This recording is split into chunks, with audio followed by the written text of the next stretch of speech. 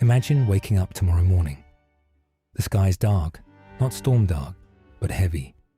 The air feels different, still, waiting. And then, rain. Not a drizzle, not a passing shower, but rain that doesn't stop.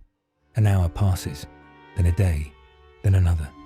Rivers swell, fields disappear, panic spreads. Now imagine something even more unsettling. You were warned this would happen, years ago. We were told that humanity had crossed a line, that corruption had filled every corner of the earth. That judgment was coming, and everyone laughed. This is not just a children's story about animals on a boat. This is a story about warning, about obedience, about mercy in the middle of judgment. This is the story of Noah. The world was once beautiful, but beauty had been buried beneath violence. Scripture says the earth was filled with corruption, filled with bloodshed. Every thought of mankind was continually evil. Imagine a society where selfishness ruled, where power crushed the weak, where truth meant nothing. People lived only for themselves. Generation after generation drifted further away from God. But in the middle of that chaos, there was one man, Noah. He walked differently, spoke differently, lived differently, not perfect, but faithful.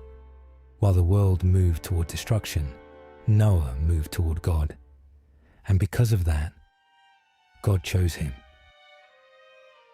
God told Noah something unimaginable. I am going to wipe the earth clean. Not because God delights in destruction, but because corruption had consumed everything. Yet even in judgment, there was mercy. Build an ark. And God gave precise instructions. 300 cubits long, 50 cubits wide, 30 cubits high, 3 decks, rooms inside, a single door, covered in pitch, inside and out. This wasn't a small project. This was massive. And here's what makes it even more powerful. There's no record that it had ever rained like this before. Noah was building for something the world had never seen. He didn't argue. He didn't delay. He obeyed. Imagine the first hammer strike, neighbors watching, whispers starting. What is he doing? A boat. For what water? Days turned into weeks, weeks into years, wood piled high, structure rising slowly. Children grew up watching the ark take shape. People mocked him openly. You still building that thing, Noah? Where's your flood? But every nail was an act of faith. Every board was a declaration. I trust God more than I trust the crowd. Obedience is hardest when it's slow, when there's no immediate proof, when silence follows the promise. Yet Noah kept building, because faith is not proven in comfort. It's proven in persistence. Then one day, something changed. The air shifted.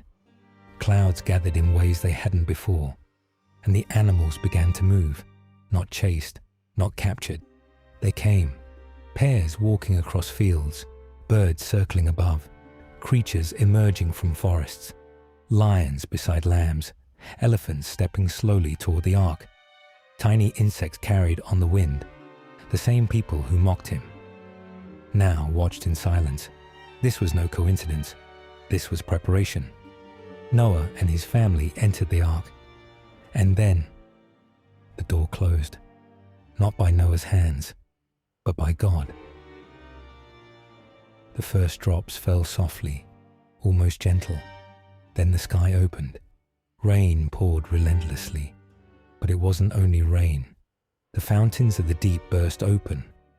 Water surged from beneath the earth itself, flooding streets, breaking foundations, overwhelming everything.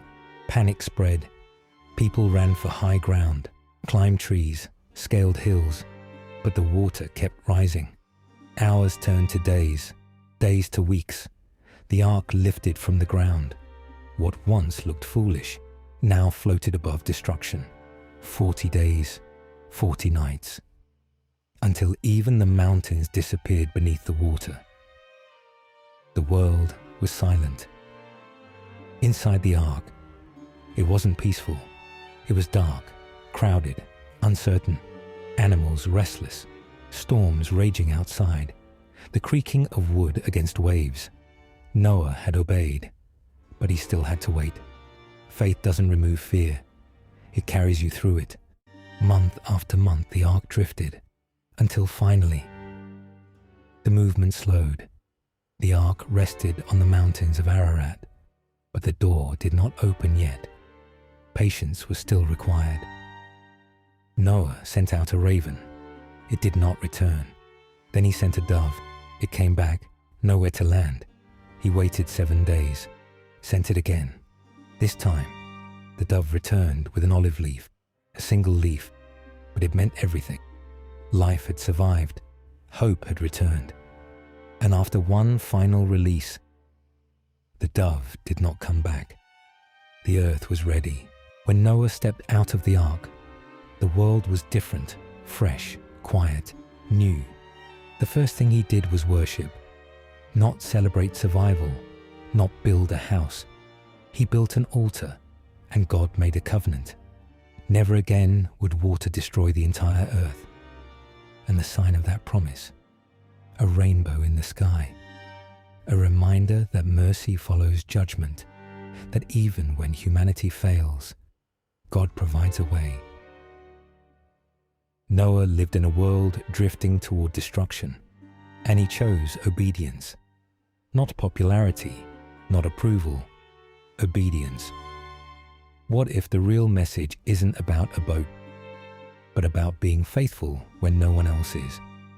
Because sometimes the difference between destruction and survival is one person willing to listen. And that question still echoes today.